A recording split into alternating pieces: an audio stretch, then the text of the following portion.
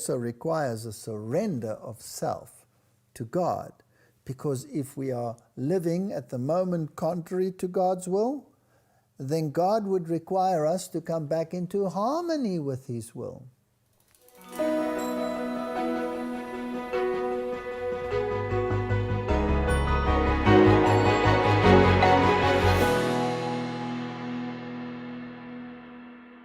I'm always fascinated when people believe that grace is a ticket to heaven. If God threw the devil and his angels out of heaven because of transgression, is it logical to open the back door and to allow sinners to come in via the back door and populate heaven again? Wouldn't you be perpetuating the problem? If sin has to be removed from heaven, then sin will have to be removed from the soul temple before it would be safe to permit an individual back into heaven. God is on trial. God threw the devil and his angels out of heaven. Admittedly, many sided with God, many of the angels. And the devil and his angels fought, and Michael and his angels fought, and the devil prevailed not, and he was thrown out of heaven.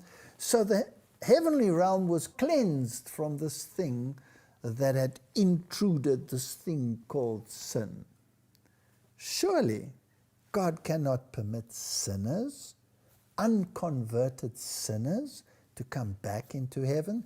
Surely, if we are sinners, logic requires that by the grace of God and the intervention of God in our lives through the process of sanctification must purge us from our wickedness. Doesn't David say that? Doesn't he say, "Purge me with hyssop, wash me that I may be clean, that my thoughts may be clean, that my decorum may be clean"? I want to be righteous. I want to be right with God. A religion that allows people to continue as they had before they were converted is not a religion that we find in the Bible.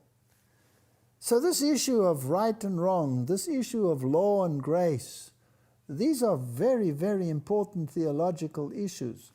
So if Jesus paid the price, and Jesus requires the death of the individual in him and a resurrection in him so that we may be renewed in our mind and in our thinking, so that we may be safe inhabitants of heaven.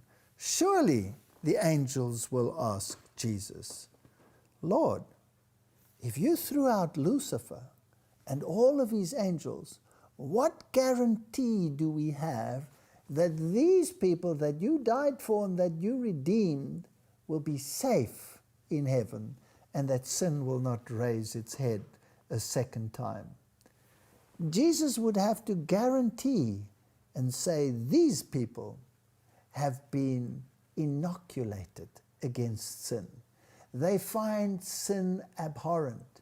They have been transformed, and they have permitted me, not by coercion and not by force, but of their own free will, to purge this thing called sin from their system.